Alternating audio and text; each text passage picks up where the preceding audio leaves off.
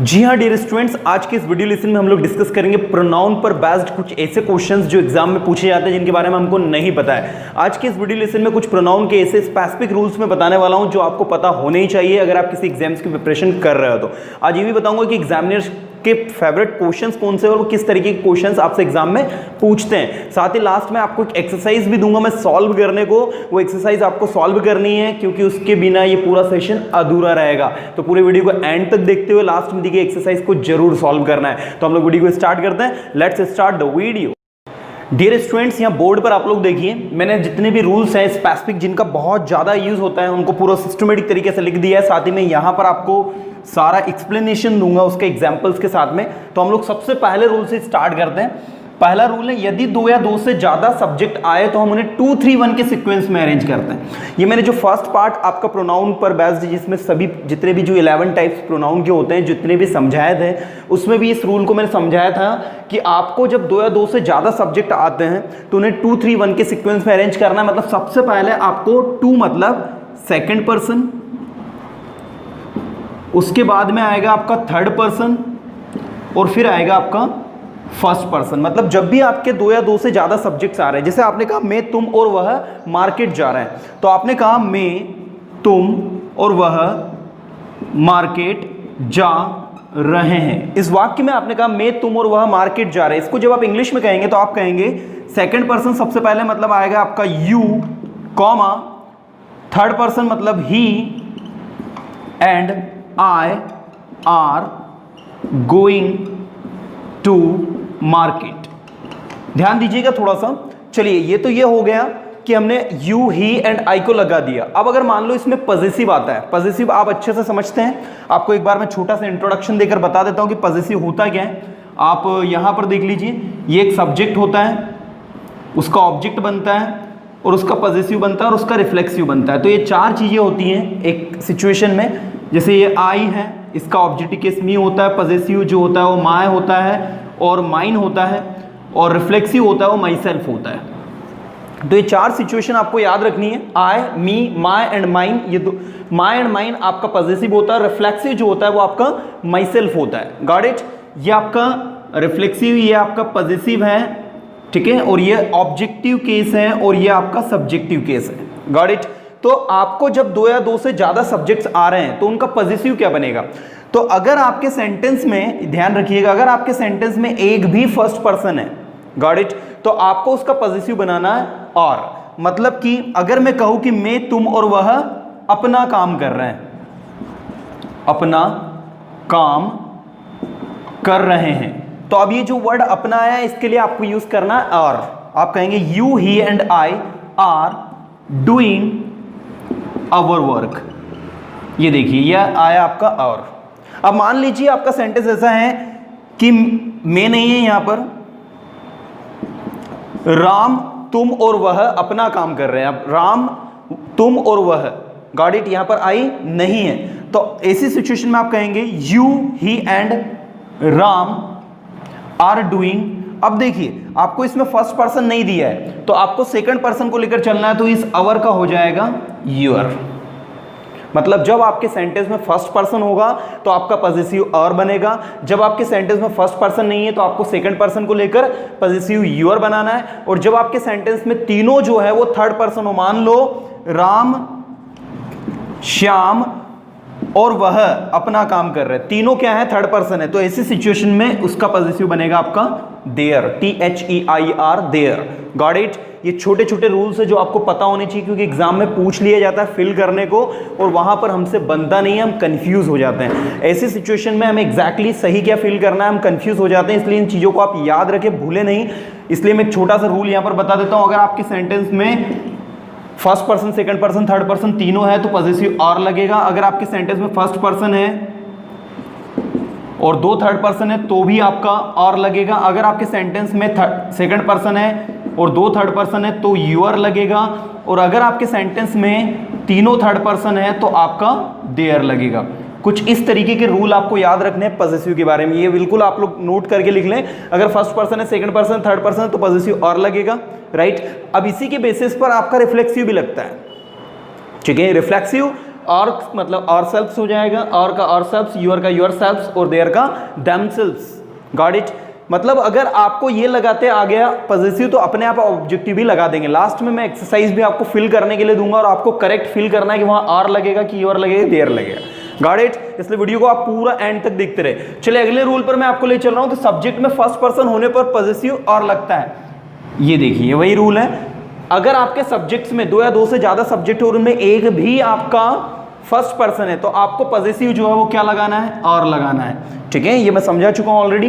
तो ये रूल दोनों समझ में आ गए हमें। अगला हम लोग देख रहे हैं इंडेफिनिट प्रोनाउन का पॉजिटिव हिज होता है। पहले तो क्वेश्चन उठता है इंडेफिनिट प्रोनाउन क्या है। तो इंडेफिनिट प्रोनाउन के बारे में पहले आपको बता चुका हूं, somebody, anybody, someone, anyone, everyone, no one, something, anything, everything, nothing, somewhere, anywhere, everywhere, nowhere, ये जितने भी वर्ड्स अभी मैंने बोले ये सारे आपके इंडेफिनिट प्रोनाउन है। और इंडेफिनिट प्रोनाउन अगर पर्सन की बात हो रही है तो उसका पॉजिटिव पर्सन के साथ में हिज लगता है। जैसे मैंने कहा किसी ने अपना काम कंप्लीट कर लिया तो somebody has done his work, ये देखिए उसका पॉजिटिव क्या बना, हिज बना। और मैंने कहा सभी ने अपना काम कर लिया है तो भी पॉजिटिव हिज बनेगा, everybody has done his work, ये देखिए। क्योंकि यहां somebody और everybody, अगर someone होता तो भी हिज लगाते, everyone होता तो भी हम हिज लगाते हैं। क्योंकि someone, everyone, no one, something, anything, everything, somewhere, anywhere, everywhere, ये जितने भी ऐसे वर्ड्स हैं ये आपके सारे इंडेफिनिट प्रोनाउन है। अगर वो पर्सन है तो पर्सन के साथ में याद रखना है पॉजिटिव जो है उसका हिज लगता है, और रिफ्लेक्सिव अगर आपको बनाना है तो वो हिमसेल्फ लगता है। ये टर्मिनोलॉजी कुछ लोगों को कंफ्यूजिंग लगेगी, इसलिए बता देता हूं मैं आपको। सब्जेक्टिव केस ये होता है, ऑब्जेक्टिव केस ये होता है, ये पॉजिटिव होता है। ये वर्ड पॉजिटिव जहां भी मैं यूज करूं तो आपको अपने दिमाग में आ जाना चाहिए कि मैं किसकी बात कर रहा हूं, राइट। और लास्ट में रिफ्लेक्सिव केस मतलब my self, your self, our self, them self, ये सारे वर्ड जो होते हैं रिफ्लेक्सिव होते हैं। ये थोड़ा आप समझ के चले। देखिए इंग्लिश ग्रामर बुक हम स्टूडेंट्स को टफ इसीलिए लगती है क्योंकि उसके अंदर जो वर्ड्स यूज होते हैं लाइक पॉजिटिव हो गया, ऑब्जेक्टिव हो गया, सब्जेक्टिव हो गया, तो हमको समझ में नहीं आते and that is why we find them tough. अगर उनको समझ के हम लोग स्टडी करें तो वो चीजें टफ नहीं है, इजी है। चलिए हम लोग मैं आगे लेकर आपको चल रहा हूं। तो ये वाला रूल भी हमारा कंप्लीट हो गया, रूल नंबर 3। अब रूल नंबर 4 की बात करते हैं, राइट। ये थोड़ा सा मैं क्लीन कर देता हूं। देखिए फ्रेंड्स, नेक्स्ट आपका जो रूल है वो क्या बोल रहा है कि रिलेटिव प्रोनाउन दैट का उपयोग विच, व्हाट, हु के स्थान पर होता है जब सेंटेंस में only the few, same, not, even जैसे शब्द आते हैं। तो सबसे पहले तो आप लोग रिलेटिव प्रोनाउन को थोड़ा सा समझ ले कि रिलेटिव प्रोनाउन क्या है। भैया रिलेटिव प्रोनाउन पर बेस्ड एक डिटेल वीडियो में ऑलरेडी बना चुका हूं, है ना, और उस वीडियो का इस डिस्क्रिप्शन में लिंक भी दिया है, आप चाहे तो उसको वहां जाकर देख सकते हैं रिलेटिव प्रोनाउन को। और सबसे अच्छी बात कि उसको काफ़ी अच्छा रिस्पॉन्स मिला है आप लोगों के द्वारा, उसको अच्छे खासे व्यूज़ मिले हैं। देखिए रिलेटिव प्रोनाउन के हम लोग थोड़ा सा डिस्कस करें तो मैंने कहा this is the boy who helped me, ये वही लड़का है जिसने मेरी मदद करी। तो यहां पर ये जो वर्ड हु आया ना आपका, this is relative pronoun. Rule ये बोल रहा है कि अगर आपके सेंटेंस में रिलेटिव प्रोनाउन दैट का उपयोग तब करते हैं जब किसके स्थान पर करते हैं, व्हाट, हु और विच के स्थान पर करते हैं, मतलब इनके स्थान पर दैट लगाते हैं। हम कब लगाते हैं, जब सेंटेंस में ओनली द फ्यू जैसे वर्ड आया। मतलब आपको अगर ऐसा दे दे कि this is the same boy blank helped me, तो ऐसी सिचुएशन में अब आपको हु नहीं लगाना, आपको क्या लगाना है, यहां पर दैट लगाना है। क्यों भैया, यहां पर सेम आ गए, ये देखो मैंने कहा ना same, not even, the few, only. अगर ऐसे शब्द आपके सेंटेंस में आ रहे हैं तो आपको हु, विच और एक और वर्ड आपको दिया है व्हाट के स्थान पर आपको दैट अप्लाई करना है। That is the rule, got it. और इस पर बेस्ड आप लोग रिलेटिव प्रोनाउन पर बेस्ड वीडियो डिस्क्रिप्शन में दिया है, उसको डिटेल्ड आप वहां से देख लीजिएगा। रिलेटिव प्रोनाउन मतलब कि जो कि रिलेट करे, जोड़ने का काम करे, है ना। अब ये अगर आप देखेंगे तो ये हु यहाँ पर अगर क्लॉजेस के बेस पर देखें तो ये क्लॉजेस के बेस पर इतना जो सेंटेंस बन रहा है आपका, ये आपकी एडजेक्टिव क्लॉज बन रही है ना। चलिए आगे मैं आपको लेकर चल रहा हूँ रूल नंबर 5 पर, जिसमें है reflexive pronoun and emphatic pronoun का उपयोग सब्जेक्ट के रूप में नहीं होता है। अब ये कैसे वर्क करता है ये थोड़ा देख लो। आप कभी भी ये नहीं बोलोगे कि my self is Ram Verma या जो भी आपका नाम है ना। आप my self, your self, our self को कभी भी सब्जेक्ट के रूप में यूज नहीं करते। आपने देखा होगा अक्सर हम लोग जो अपना इंट्रोडक्शन देते हैं, we start by saying myself Ajay Singh, myself Rohan, myself Sohan, you know, we start by saying these lines. So I would say to all that we never have to start any sentence by saying myself and ourself, because myself, ourself, their self, themself, you know, they are actually reflexive pronoun and emphatic pronoun, and no sentence starts from reflexive pronoun and emphatic pronoun. Got it? तो ये rule आप बिल्कुल note करके लिख लीजिएगा कि हम लोग किसी भी सिचुएशन में रिफ्लेक्सिव प्रोनाउन और एम्फेटिक प्रोनाउन को सब्जेक्ट के रूप में यूज नहीं करते हैं। रूल नंबर 5 जो आपको याद रखना है, उम्मीद करता हूं समझ में आया होगा, इनको हम इससे स्टार्ट नहीं करना। चलिए, फिर आप कहेंगे कि सर क्या पॉजेसिव को यूज कर सकते हैं? पॉजेसिव होता है जैसे आप बोलते हो ना कि माय नेम इज रोहन, ये देखो आपका माय नेम जो है माय सब्जेक्ट के रूप में आ गया है, तो माय नेम इज रोहन, आपका जो पॉजेसिव केस है वो सब्जेक्ट के रूप में आ जाएगा, लेकिन आपका ऑब्जेक्टिव केस और रिफ्लेक्सिव केस कभी भी सब्जेक्ट के रूप में नहीं आता है। Point to be noted. चलो अगला मैं आपको लेकर चल रहा हूं।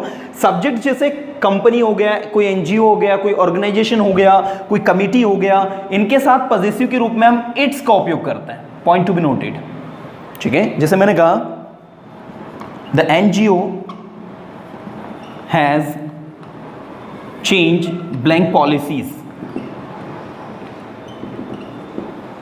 अब देखो the NGO has changed, D लगेगा, चेंज्ड ब्लैंक पॉलिसीज। अब आपको ऑप्शंस मैंने दिया, there policies, his policies, her policies या फिर इट्स पॉलिसीज। ये चार ऑप्शन में से कौन सा सही है? तो आपको रूल को याद करना है कि कोई भी एनजीओ होगा, कोई कमिटी होगी, है ना, तो ऐसी सिचुएशन में उनके साथ में जो लगता है वो आपका क्या लगता है? इट्स। ठीक है, ये छोटे छोटे रूल्स है जो आपको याद रखने हैं। तो ये आपका हो गया। इसके बाद अगला रूल है आपका कॉमन नाउन, जैसे टीचर हो गया, डॉक्टर हो गया, इंजीनियर हो गया, के साथ में पॉजेसिव हिज का उपयोग होता है ना। ये रूल भी एक बार मैं आपको जब मैंने नाउन पढ़ाया तो उसमें बताया था कि आपके कॉमन नाउन है, जैसे टीचर मेल फीमेल दोनों के लिए यूज होता है, डॉक्टर मेल फीमेल दोनों के लिए यूज होता है, इंजीनियर, है ना, तो ये आपके कॉमन जेंडर में आते हैं ये वर्ड्स। तो ये कॉमन जेंडर जब आपको इस तरीके के दिए हो तो ऐसी सिचुएशन में इनके साथ हमेशा पॉजिटिव आपको हिज लगाना है। जैसे मैंने कहा डॉक्टर अपना काम कर रहा है, वो डॉक्टर मेल है कि फीमेल है, इट इज नॉट क्लियर। तो जब ये क्लियर नहीं है तो आपको बोलना था doctor is doing his duty, you can't से doctor is doing her duty. मतलब जब आपको कॉमन जेंडर दिया हो तो कॉमन जेंडर को हमेशा मेल कंसिडर करके हम वर्क करते हैं। Point to be noted. चलिए, तो ये हो गया आपका एक रूल। और अगला हम लोग देखते हैं प्रीपोजिशन के बाद कभी भी सब्जेक्टिव केस का उपयोग नहीं होता। भैया ये एक मेरा अपना खुद का बनाया रूल है कि हम लोगों ने देखा है कि जब भी हम कोई सेंटेंस बनाते हैं तो किसी भी सेंटेंस में अगर प्रीपोजिशन के बाद में आएगा तो वो आपका या तो पॉजेसिव आएगा या फिर आपका वो ऑब्जेक्टिव केस आएगा। मतलब प्रीपोजिशन के बाद में कभी भी आपको याद रखना है कि आपको ऑब्जेक्टिव केस नहीं लगाना है। Point to be noted. आप कभी भी ये नहीं बोलते हो आई एम विथ ही, आपको यहां पर ये गलत है। विथ आपकी प्रीपोजिशन है, मतलब यहां पर ही नहीं लगाना है, आपको क्या लगाना है? हिम लगाना है। ओके, तो किसी भी प्रीपोजिशन के बाद में अगर कोई सा सब्जेक्ट आएगा तो वो ऑब्जेक्टिव केस में आता है, वो कभी भी सब्जेक्टिव केस में नहीं आता। अब आपको बताने की जरूरत नहीं है कि कौन सा सब्जेक्टिव होता है और कौन सा ऑब्जेक्टिव होता है। ये सब्जेक्टिव, ये ऑब्जेक्टिव, ये पॉजेसिव ऑलरेडी मैं बता चुका हूं। रिफ्लेक्सिव में आपको मैंने बताया ही था, रिफ्लेक्सिव में इसका हो जाता है हिमसेल्फ, राइट, ही, हिम, हिज और हिमसेल्फ। ऐसे ही आई, मी, माय और माइन, इसके दो बनते हैं, ये एडजेक्टिव है, ये प्रोनाउन है, और यहां बनेगा माई सेल्फ। ऐसे ही यू, यू का ऑब्जेक्टिव केस भी वही होता है you, possessive case your and yours होता है, और इसमें बनता है यूअर सेल्फ। अगर एक की बात कर रहे हैं तो यूअर सेल्फ, और ज्यादा की बात कर रहे हैं तो हम यूअर सेल्फ लगाते हैं। Got it? तो ये सारे के सारे रूल्स आपको याद रखना है। तो भैया ये जो है ये भी आपको याद रखना है। चलिए, इसके अलावा एक और रूल होता है जो आपको याद रखना है, वो ये कि जब भी आपको इट इज दिया हो, देन दिया हो, है ना, तो इट इज और देन के बाद में कुछ केसेस में सब्जेक्टिव केस का उपयोग होता है।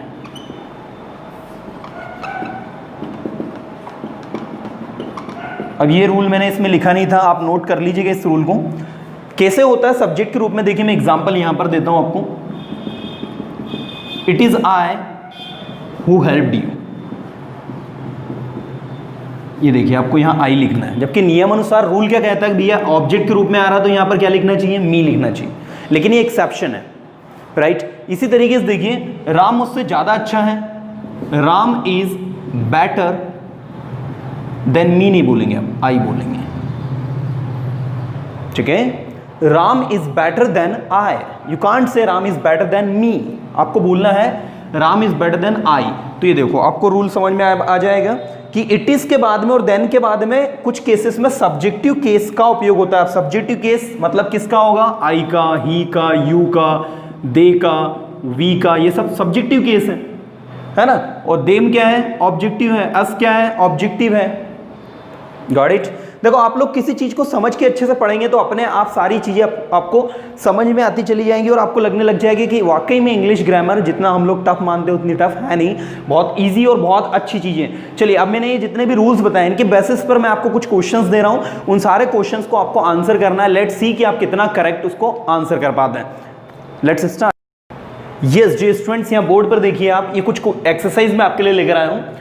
सबसे पहले एक्सरसाइज में आपको कुछ 5 फिलअप दिए हैं जिनको फिल करना है हमें, और सेकंड में आपको दिया है find out the error part in the following sentences. दिए गए वाक्यों में आपको एरर ढूंढनी है ना। तो ये सारे सेंटेंसेस आपको सॉल्व करना है। मैं चाहता हूँ कि आप सबसे पहले खुद करके देख लें, लगे तो आप अपनी वीडियो को यहाँ पर पॉज कर दें और खुद इसे सॉल्व करने की कोशिश करें। लेट्स सी आप कितने आंसर करेक्ट कर पाते हैं, उसके बाद फिर मैं आंसर्स आपको बताता हूँ, ठीक है। तो आप कर लीजिए इसके सॉल्व। अब हम देखते हैं आंसर्स इसके। देखिए सबसे पहले हम लोग बात कर रहे हैं, Ronnie blank is your Elder brother will help you, who, which, that and what, है ना। अब आप यहां पर देखिए रॉनी जो कि क्या है, एक पर्सन है, और आपको बता दूं रिलेटिव प्रोनाउन का रूल है कि पर्सन के साथ में लगता है हु, ठीक है। पर्सन के साथ में क्या लगता है, हु, ठीक है। तो भैया यहां पर बात पर्सन की हो रही है, रोनी एक पर्सन है, मतलब क्या लगेगा, who. Ronnie who is your Elder brother, Ronnie जो कि तुम्हारा बड़ा भाई है, विल हेल्प यू, तुम्हारी मदद करेगा, राइट। तो the right answer will be who. Now the next, may I no, क्या मैं जान सकता हूं, ब्लैंक आर यू। अब यहां भी पर्सन है तो पर्सन के साथ में हुम भी लगता है और हु भी लगता है, दोनों पर्सन के साथ लगते हैं, विच नहीं लगता है, राइट। लेकिन हु लगता है सब्जेक्ट के लिए और हुम लगता है ऑब्जेक्ट के लिए, point to be noted. Who लगता है सब्जेक्ट के लिए एंड हुम लगता है ऑब्जेक्ट के लिए। तो यहां पर नीड किसकी आप देख लीजिए, may I know who are you की हुम आर यू, जी नहीं, यहां सब्जेक्ट की नीड है, दैट इज वाई आप कहेंगे may I know who are you, तो यहां लगेगा हु। अगला देखिए नीचे वाला, मे आई नो, वैसा के वैसा ही है, may I know blank you want to meet, you want to meet मतलब यहां सब्जेक्ट दिया है, यहां पर किसकी जरूरत है, ऑब्जेक्ट की, मतलब यहां पर भी देखो ऑप्शन में वही ऑप्शंस दिए ऊपर जो दिए, तो यहां भी लगेगा आपका whom, ठीक है। मे आई नो, क्या मैं जान सकता हूं, whom you want to meet, आप किससे मिलना चाहते हो, क्या मैं जान सकता हूं किससे मिलना चाहते हो, may I know whom you want to meet। इसके बाद नेक्स्ट देखो अगला लिखा है, it is blank who always appreciate me. It is blank, आपको एक रूल बताया था मैंने, इट इज और देन के बाद में सब्जेक्टिव केस आता है, तो सब्जेक्टिव केस कौन सा है इसमें, ये है, ये है, ये है, कौन सा है, she, she is the right answer. It is she who always appreciates me, वो वही है जो मुझे हमेशा अप्रिशिएट करती है, हमेशा प्रोत्साहित करती है। नेक्स्ट देखिए, you, Rohan and Sohan are not doing blank work, तुम, रोहन और सोहन अपना काम नहीं कर रहे। मैंने आपको बताया था ये है आपका सेकंड पर्सन, रोहन है थर्ड पर्सन, सोहन भी है थर्ड पर्सन। जब आपके सेंटेंस में सेकंड पर्सन और थर्ड पर्सन दिया तो पॉजिटिव आपका यूर बनता है। आपको लिखकर बताया था मैंने 2 2 3, अगर ऐसा हो सॉरी तो आपको यूर लगाना है, अगर 1 2 3 फर्स्ट सेकंड थर्ड तीनों दिए हैं तो आर लगाना है, और तीनों में अगर थर्ड पर्सन आपको दिया है तो देयर लगाना है। ये इस तरीके से बताया था मैंने, ठीक है। चलिए अगला देखिए आप, find out the error part in the following sentences. ये कुछ 4-5 सेंटेंस इनकरेक्ट है, इनको करेक्ट करना है, ठीक है। Her father has given her everything which she had. अगर आप इस सेंटेंस को ध्यान से देखें, so her father has given her everything, उसके पापा ने उसको सब कुछ दे दिया, जो कुछ भी उनके पास था, तो शी नहीं आएगा भैया, यहां आएगा ही, क्योंकि बात पापा की हो रही है, ठीक है। और दूसरी चीज, यहां विच भी नहीं आएगा, यहां दैट आएगा। आपको बताया था मैंने कि हु की जगह विच की जगह आप दैट का उपयोग करते हैं जब आपके सेंटेंस में everything, something, not only, even जैसे शब्द आते हैं, तो आपको वहां पर दैट लगाना होता है। तो आपका करेक्ट आंसर होगा हर father has given her everything that he had, that is the right answer. Next मैं आपको लेकर चलता हूं, everything is your if you think so. Everything is your, आप अपने इसमें एरर ये रही आपकी, यहां पर लगेगा एस। एवरीथिंग इज योर्स, क्योंकि योर और योर्स में क्या अंतर है, योर के बाद में आपका आना चाहिए नाउन। मैं इसको यहां लिखता हूं, देखिए योर प्लस नाउन होता है, लेकिन योर्स अकेला आता है, ठीक है ना। आवर प्लस नाउन होता है, लेकिन आर्स अकेला आता है। तो जब ये अकेला आ रहा है, इसके बाद में कोई नाउन नहीं आ रहा, तो यहाँ योर नहीं लगेगा, योर्स लगेगा। Everything is yours, everything is ours, everything is theirs, ये एस वाला आएगा ये, ठीक है। So everything is yours, everything is theirs, everything is ours if you think so, अगर आपको ऐसा लगता है तो सब कुछ आपका है। Now let his do his duty with honesty as he is an honest police officer. उसे अपनी ड्यूटी ईमानदारी से करने दो, क्योंकि वो अच्छा ईमानदार। तो आपको देखना है लेट के बाद में हिज दिया है, जी नहीं, लेट के बाद में ऑब्जेक्टिव के साथ आता, तो let him do his duty आएगा। Let him do his duty with honesty as he is an honest police officer, right. तो यहां ही में अप्लाई करना है। नेक्स्ट आपको लेकर चल रहा हूं, everybody has done their duty except you. तुम्हें छोड़कर सबने अपना काम ईमानदारी से किया है। तो एवरीबडी कौन सा प्रोनाउन है, इंडेफिनिट। इंडेफिनिट प्रोनाउन का पॉजेसिव क्या बनेगा, his. That's the error part. Everybody has done his duty except you, तुम्हें छोड़कर सभी ने अपनी ड्यूटी ईमानदारी से की है, तो वहां पर लगेगा आपका हिज। इसके बाद नेक्स्ट है, it is the best which we can do in present circumstances. अब आप देखेंगे it is the best which we can, the best दिया है, मतलब विच का क्या हो जाएगा, that. Okay, so it is the best that we can do in present circumstances. अभी वर्तमान की परिस्थितियों में हम जो कुछ भी कर सकते हैं सबसे अच्छा है, बेस्ट है। अब आप देखिए इसमें कैलकुलेट करके कि आपके कितने सही गए। अगर आपके 10 आउट ऑफ 10 गए मतलब you are the best one. अगर आपके 9 सही गए, 8 सही गए, 7 सही गए मतलब आप एवरेज हैं। अगर इससे कम है मतलब आपको और ज़्यादा प्रैक्टिस की जरूरत है। उम्मीद करता हूँ फ्रेंड्स ये वीडियो आपको अच्छे समझ में आया होगा। और दूसरी बात, मैं टेलीग्राम ग्रुप में आपको 100+ में क्वेश्चंस दूंगा आपको प्रोनाउन पर बेस्ड, तो आप लोग उन क्वेश्चंस को भी लगाए और एक दिन उस पर बेस्ड मैं आंसर का वीडियो बना दूंगा। सारे क्वेश्चंस आपको अच्छे समझ में आ जाएंगे, ठीक है। हमारे साथ बने रहें, इस वीडियो को देखते रहें और इसी तरीके से अपने फ्रेंड सर्कल में जितने भी लोग हैं उनको भी दिखाते रहें। Thank you so much friend, thank you to watch this video, keep watching.